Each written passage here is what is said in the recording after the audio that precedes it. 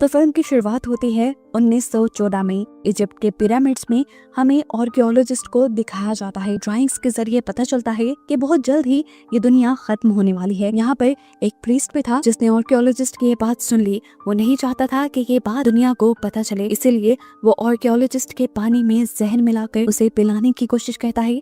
लेकिन आर्कियोलॉजिस्ट वो पानी फेंक देता है और कहता है कि आज हमने बहुत बड़ी खोज की है, आज जश्न का दिन है।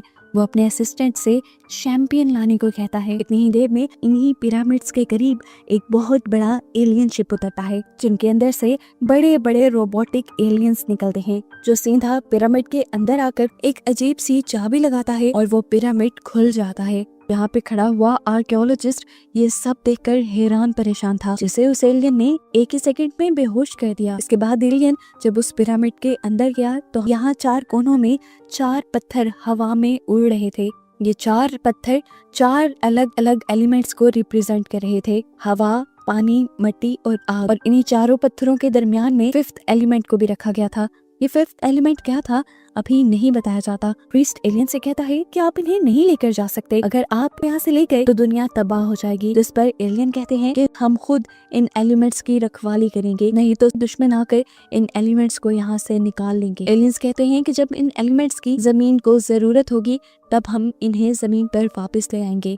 अब आर्कियोलॉजिस्ट का असिस्टेंट जो यहाँ पर पहले से ही मौजूद था, वो ये सब देखकर घबरा गया। उसने एलियन के ऊपर गोली चलाई तो ये गोली पिरामिड पे लग गई और पिरामिड बंद होने लगा। एलियन ने जल्दी से बाहर निकलने की कोशिश तो की, लेकिन उसका साइज बहुत बड़ा था, वो बाहर नहीं निकल पाया। और जब ये बात समझ गया कि मैं बाहर नहीं निकल सकता, तो उसने प्रीस्ट को इस पिरामिड की चाबी दे दी और कहा कि अपने वारिसों को इन सब चीजों के बारे में बताते रहना। ये एलियन तो यहाँ पर फंसकर मारा जाता है, जबकि उसके बाकी साथी यहाँ से वो 5 एलिमेंट्स लेकर निकल जाते हैं। इसके बाद मूवी में एक साथ 350 साल का वक्त गुजर जाता है। सन 2263 के सीन हमें दिखाए जाते हैं। एक फायर बॉल को दिखाया जाता है जो तेजी से जमीन की तरफ बढ़ रही थी, जमीन को तबाह करने के लिए। नासा के लोग इसे डिस्ट्रॉय करना चाहते हैं ताकि अर्थ को बचाया जा सके, लेकिन यहीं पर मीटिंग में एक प्रीस्ट भी होता है जो इनसे कहता है कि आप लोग इसे तबाह नहीं कर सकते। जमीन को बचाने के लिए जल्द ही कुछ एलियंस जमीन पर आएंगे जिनके पास 5 एलिमेंट्स हैं, जिससे ये दुनिया बच जाएगी। पता चलता है कि ये प्रीस्ट 1914 में दिखाए जाने वाले प्रीस्ट का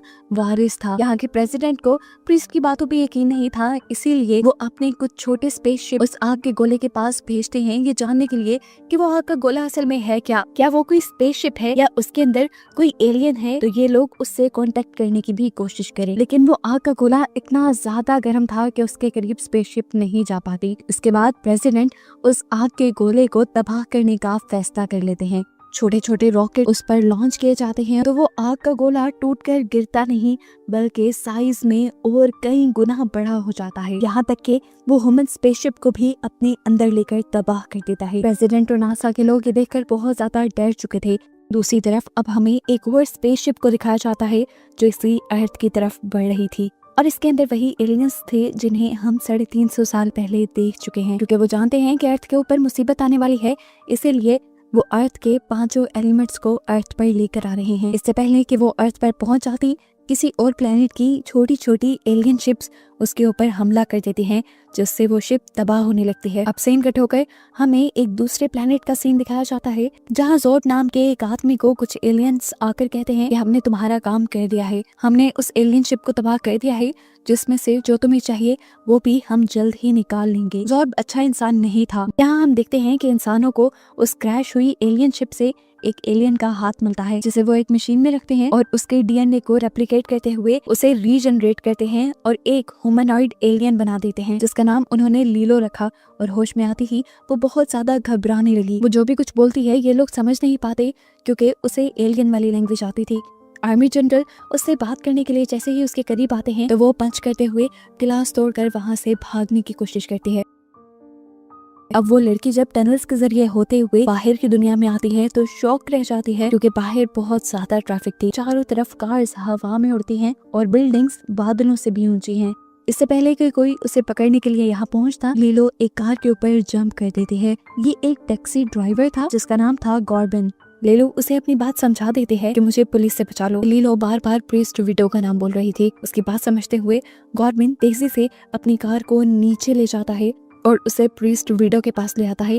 प्रीस्ट जैसे ही लीलो की बॉडी को चेक करते हैं तो उसके हाथ पे उन्हें एक खास किस्म का निशान मिलता है, जो निशान 5th एलिमेंट का था। और वो समझ गए कि लीलो ही असल में 5th एलिमेंट है। ये 5th एलिमेंट दुनिया को बचाने के लिए जरूरी है। ये बात सबसे छुपाने के लिए वो लीलो को अपने पास रखने का फैसला करते हैं और गॉर्बिन से कहते हैं, शुक्रिया तुम्हारा इसे यहाँ लाने का। ये कहने के बाद वो गॉर्बिन को भी यहाँ से निकाल देते हैं। कुछ देर बाद लीलो भी होश में आ जाती है और खाना खाते हुए कंप्यूटर के जरिए पिछले कई 100 सालों का डाटा अपने माइंड में सेव कर लेती है।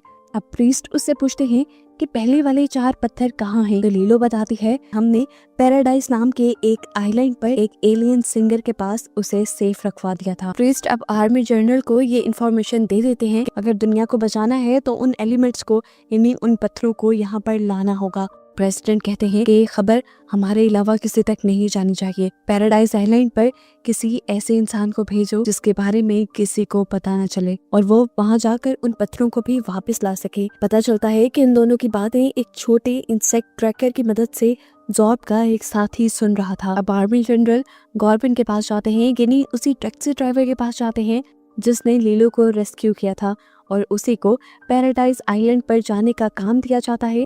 आर्मी जनरल इस टाइम उसे समझा रहे थे कि किस तरह दूसरे प्लेनेट पर जाकर उसे वो एलिमेंट्स लेकर आने होंगे। तभी उसकी डोर बेल बज जाती है। वो मॉनिटर से बाहर देखता है तो वहाँ पर लीलो आई हुई थी। वो जानता था कि आर्मी जनरल को देखकर वो भाग जाएगी, इसीलिए आर्मी जनरल और उनके सभी साथियों को वो फ्रिज में छुपा देता है और लीलो के लिए दरवाजा खोलता है। इससे पहले कि इन लोगों के दरमियान कोई बात होती, यहाँ पर कुछ लोग आ जाते हैं। ये असल में जॉर्ब के आदमी थे, लेकिन यहाँ वो गॉर्बिन के बजाय किसी और के घर का दरवाजा नॉक करते हैं, क्योंकि गॉर्बिन ने बड़ी ही चालाकी से अपनी नेम प्लेट किसी और के घर के साथ चेंज कर दी थी। ये लोग उस घर में मौजूद आदमी को पकड़कर अपने साथ लेकर ही जाने वाले थे कि यहाँ पर एलियंस हमला कर देते हैं। बाकी सब लोगों को मारकर वो उस आदमी को खुद ले जाने लगते हैं। ये एलियंस भी उन्हीं 4 पत्थरों के पीछे हैं, लेकिन इनका मकसद कुछ और है। वो इन 4 पत्थरों को हासिल करके जॉर्ब से बदला लेना चाहते हैं, क्योंकि जॉर्ब ने इनके बहुत सारे साथियों को मार दिया था। यहाँ घर के अंदर हम देखते हैं कि उन सब के यहाँ से चले जाने के बाद गॉर्बिन प्रीस्ट को और लीलो को बाहर निकालता है। इससे पहले कि वो उन दोनों को कुछ कहता, प्रीस्ट जल्दी से उसके सर पे हमला करते हुए उसे बेहोश करके उसकी पैराडाइज की टिकट लेकर जल्दी से यहाँ से भागने लगते हैं। काफी देर बाद जैसे ही गॉर्बिन को होश आता है तो फौरन उसे जनरल और उनके साथियों की याद आती है और जैसे ही वो फ्रिज का दरवाजा खोलता है तो देखता है कि बेचारे आर्मी जनरल और उनके साथ ही फ्रीज हो चुके थे। वो इनको यहीं पे छोड़कर अब उस जगह जाता है जहाँ से स्पेसशिप को लॉन्च होना था पैराडाइज आइलैंड के लिए। दिखाया जाता है कि लीलो के साथ प्रीस्ट का बेटा जा रहा था। जैसे ही वो चेक इन करवाने वाले थे तो यहाँ पर गॉर्बिन आ गया और सबसे झूठ बोलते हुए उसने कहा कि मैं लीलो का हस्बैंड हूँ तो उसके साथ मुझे ही जाना चाहिए। ये दोनों जाकर एयरशिप में बैठ जाते हैं और जैसे ही ये बात प्रीस्ट को पता चलती है कि गॉर्बिन उनके साथ जा रहा है तो वो भी एयरशिप के अंदर घुस जाता है। एयरशिप सबसे पहले एक फ्लाइंग होटल में जाती है और पता चलता है कि इसी फ्लाइंग होटल में आज वो एलियन सिंगर परफॉर्म करने वाली थी जिसकी तलाश में ये लोग थे।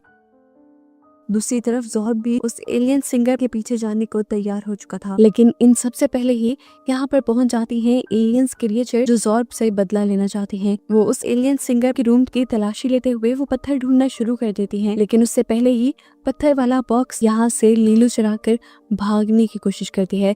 इससे पहले कि वो भाग पाती जॉर्ब उसे गन पॉइंट पे ले लेता है। लीलो को इस टाइम अपनी जान भी बचानी थी क्योंकि वो जानती थी वो खुद भी एक एलिमेंट है, इसलिए जॉर्ब की तरफ वो वही बॉक्स फेंक कर यहाँ से भागने की कोशिश करती है, लेकिन जॉर्ब उस पर धड़ाधड़ वार करता रहता है। लीलो अपने आप को टनल में छुपाकर बचा तो लेती है, लेकिन अब वो बहुत ज्यादा जख्मी हो चुकी थी। हम देखते हैं कि वो एलियंस यहाँ कॉन्सर्ट में हमला कर देते हैं। कॉन्सर्ट में अफरा तफरी मच जाती है, सभी लोग यहाँ से भागने लग जाते हैं। एक गोली एलियन सिंगर को भी लग जाती है और उसे इस टाइम गॉर्ब आकर पकड़ता है। वो एलियन सिंगर उससे कहती है तुम जल्दी से जाकर लीलो को बचाओ, उसकी जान खतरे में है। और वो सिंगर उसे ये भी बताती है कि वो 4 पत्थर इस टाइम मेरे अंदर हैं। ये कहते ही वो एलियन सिंगर मर जाती है और गॉर्बियन उसके पेट को चीरते हुए उसके अंदर से 4 पत्थर निकाल लेता है। यहाँ दिखाया जाता है कि जॉर्ब ने इस फ्लाइंग होटल में एक टाइम बॉम्ब लगा दिया था, जिसके बाद वो बॉक्स को लेकर अपनी स्पेसशिप के अंदर चला जाता है। लेकिन जैसे ही वो बॉक्स खोलता है तो उसे शॉक लगता है कि इस बॉक्स में वो एलिमेंट्स नहीं थे। वो अब पागल हो चुका था, अब तो उसकी दिमागी हालत भी बिगड़ने लगी थी। दोबारा वो पत्थरों को हासिल करने के लिए उसी फ्लाइंग होटल में आ जाता है जहाँ पर उसने टाइम बॉम्ब लगाया था। जबकि यहाँ पर गॉर्बिन जल्दी से लीलो को बचाते हुए प्रीस्ट को लेकर यहाँ से वापस जाने की तैयारी में था। लेकिन जैसे ही वो प्रीस्ट को लेने यहाँ आया तो उसने क्या देखा कि ज़ॉर्ब के दुश्मन एलियंस प्रीस्ट को गन पॉइंट पर लिए खड़े थे। उसने एलियंस के सरदार को ही शूट कर दिया और जल्दी से प्रीस्ट को लेकर यहाँ से जाने लगा। और इतने में ही यहाँ पर ज़ॉर्ब भी आ गया, जिसने आते ही यहाँ के टाइम बॉम्ब को एक्टिवेट कर दिया। ब्लास्ट हो जाता है। शुक्र था कि गॉर्बिन की एयरशिप को इस धमाके से ज्यादा नुकसान नहीं हुआ था, क्योंकि वो चंद ही मिनट पहले ही यहाँ से निकला था। ये लोग सीधा इजिप्ट के उन पिरामिड्स में जाते हैं जहाँ पर पहले उन एलिमेंट्स को रखा गया था। ये लोग चारों पिलर्स पे अब उन एलिमेंट्स को रख देते हैं, लेकिन देखते हैं कि इनको रखने से भी अभी कुछ नहीं हुआ। तभी गॉर्बिन को याद आता है ये चारों पत्थर असल में हवा, पानी, मिट्टी और आग को रिप्रेजेंट करते हैं, इसलिए वो जल्दी से एक के ऊपर फूंक मारता है तो वो एक्टिवेट हो जाता है। प्रीस्ट एक पत्थर पे अपना पसीना डालता है तो वो भी एक्टिवेट हो जाता है। प्रीस्ट का बेटा दूसरे पत्थर के ऊपर मिट्टी डालता है, इस तरह वो भी एक्टिवेट हो जाता है। लेकिन अब ये लोग आग कहाँ से लाते? शुक्र था कि गॉर्बिन के पास एक मैच बॉक्स था जिसके अंदर एक ही मैच स्टिक थी। उसने बहुत उम्मीद से उसे जलाया और इस तरह चौथा पत्थर यानी आग वाला एलिमेंट भी एक्टिवेट हो गया। इन चारों पत्थरों के एक्टिवेट होते ही ये चारों पत्थर अपना कनेक्शन लीलो के साथ बनाते हैं, यानी फिफ्थ एलिमेंट के साथ बनाते हैं, जिसमें से एक तेज रोशनी बाहर निकलती है। वो तेज रोशनी जाकर उस जलते हुए आग के गोले को फ्रीज कर देती है, जो अर्थ को तबाह करने के लिए हर सेकंड अर्थ के करीब बढ़ रहा था। वो आग का गोला वहीं पर रुक जाता है और इस तरह फाइनली ये लोग दुनिया बचा लेते हैं। और बस ऐसे ही मिशन इनका सक्सेसफुल होते ही ये मूवी यहाँ खत्म हो जाती है।